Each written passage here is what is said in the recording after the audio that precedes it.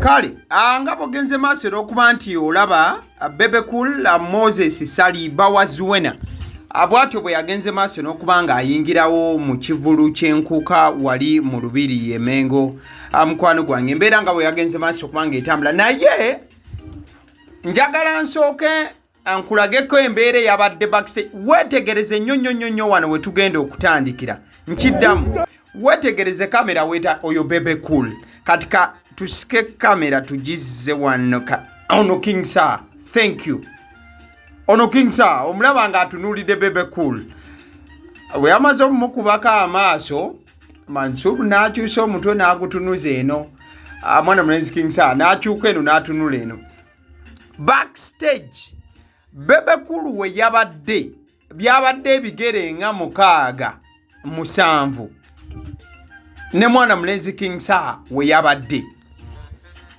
era bano okusinzira ku sigino nga we zasoose okubeera okyokuba nti babadde mu kifo kyekimu mu ddakiika ze zimu mu budde bwe bumu ebyaddiridde tebyabadde birungi n'akamu still ku vidiyo eno gy'oli mugenda maaso n'okubanga olaba so this is King Saha wabula wali esayidi eri nga ne Bebe Cool wayimiridde nga ne Bebe Cool ali wali just ebigere bitono nnyo ekyabadde kigenda maaso n'okubanga kyawula bano babadde babouncer kati kankulage mwana mulenzi Bebe Cool alinnya stage Bebe Cool oyo nno omwana mulenzi Musoga Eclipse yewa media wa Gagamel TV Bebe Cool ng'amaze okubanga alinnya stage obunkenke bwayongedde okubanga bweyongera mu kitundu olw'ensonga emu Bebe Cool we yayingiridde kigambibwa mbu mwana mulenzi King Saha ye yabadde alina okubeera ku stage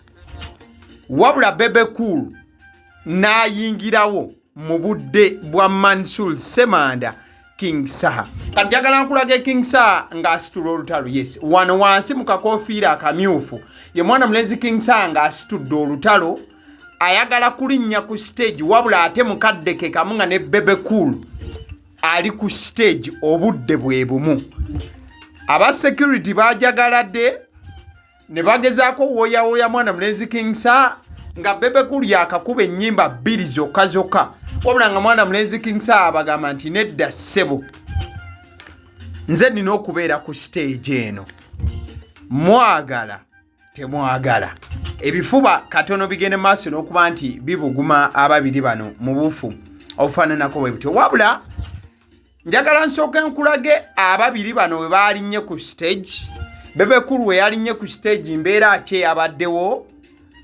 ate nkomewo nkulage ne mwana mulenzi King Saha we yalinnye ku stage mbeera ki eyabaddewo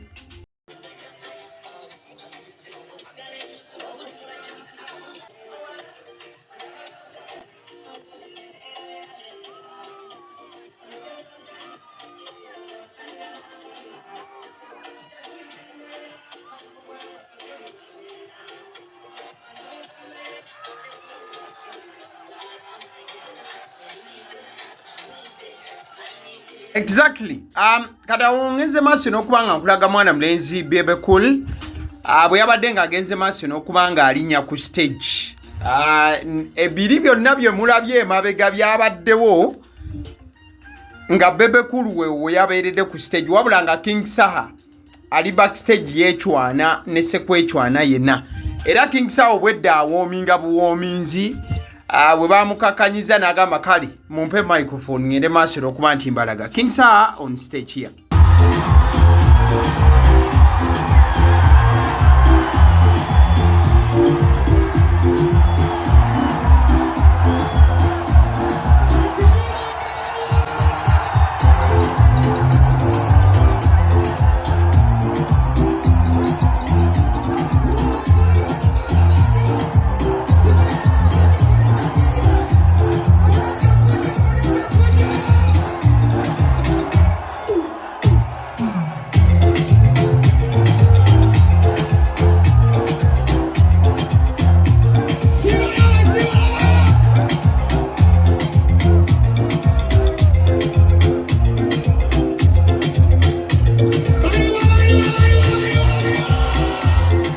Yes, of course, kati njagala nkulageko ko wano nga Bebe Cool akyali ku stage.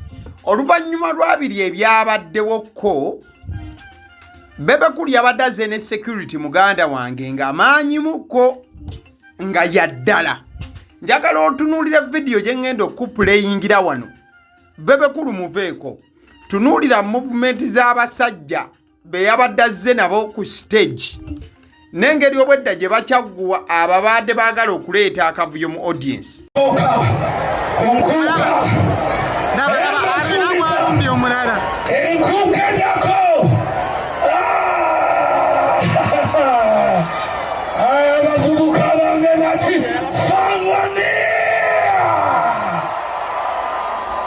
Omufamboni ali mukulu naye olw'okuba tutuuse ku budde nina okusooka okulazaamu kuba omutanda bangambye atuuka y'ensonga lwaki omuyimbi tayinza kuba ng'ayimba. Saagala kulowooza nti waliwo saayansi naye bannaye neyanziza nnyo neyanzeke ngenda nkomawo nkomawo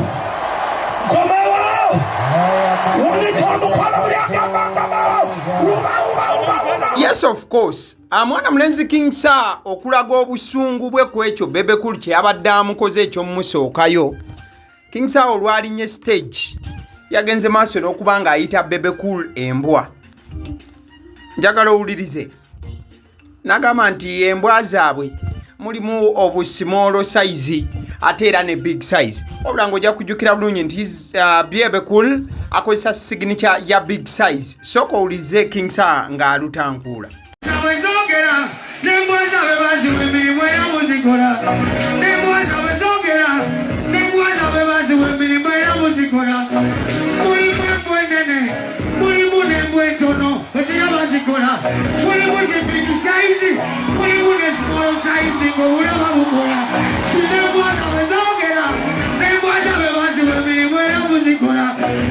Mulimu embwa enene, mulimu embwa entono small size ne big size.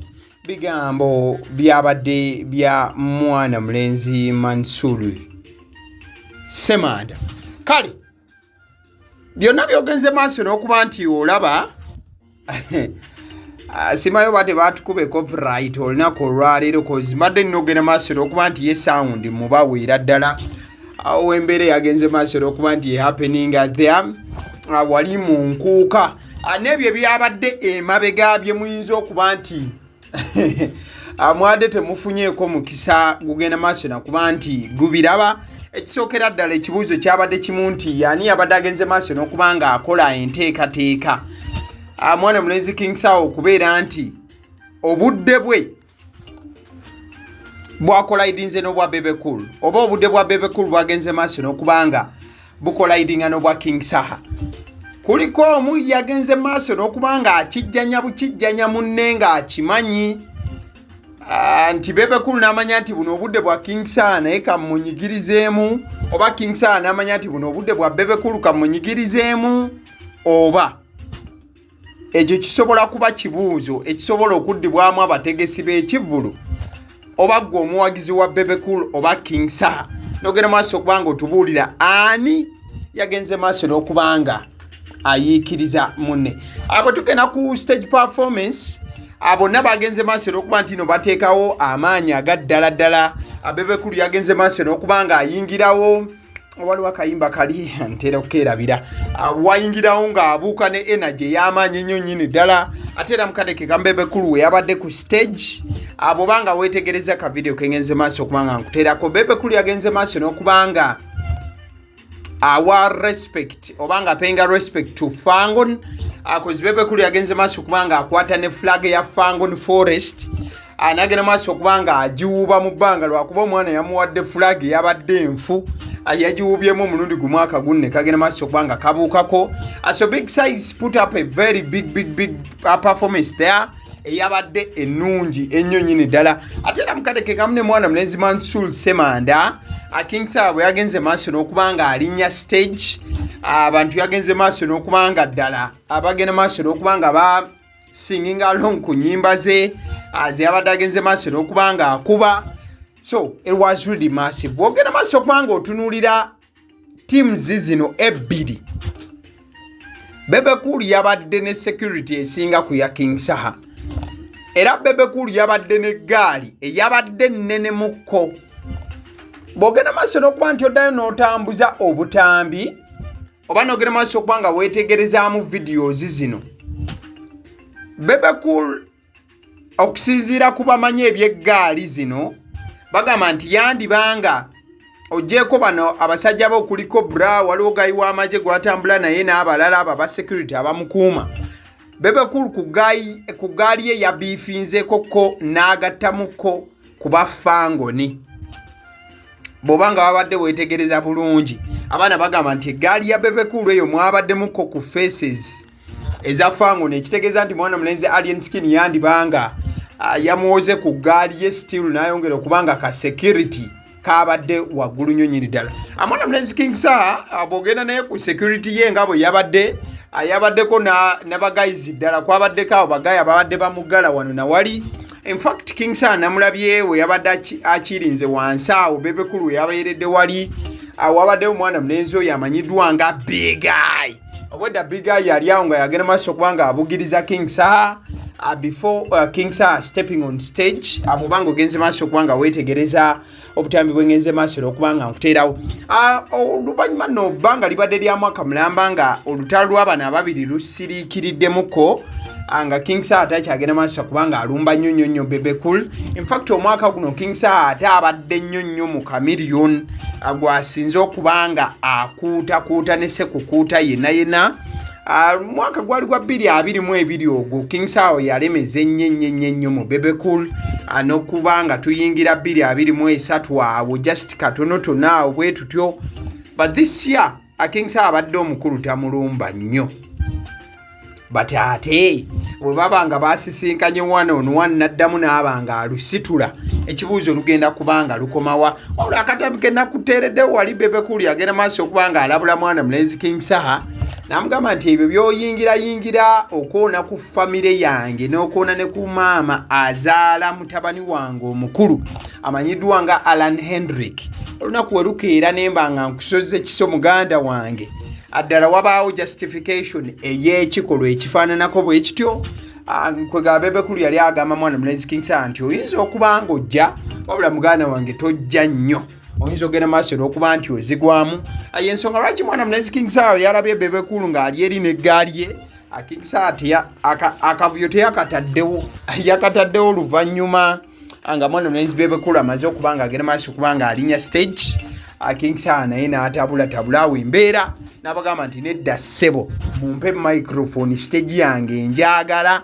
Omukulu awo agenze maaso n'okubanga ayingira agenze maaso n'okubanga ayingirira kadde kange. So that is what's up. Ngenze maaso okubanga nkugattira embeera mu bujjuvu bwayo nga bwe yagenze maaso n'okuba nti erabika ate era nga bwe yagenze maaso okubanga etambula. So nkakasa nti ngenze maaso okubanga nkuwa all around byonna by'otaafunye wakati wa Bebe Cool wamu ne mwana mulenzi Mansul Semanda.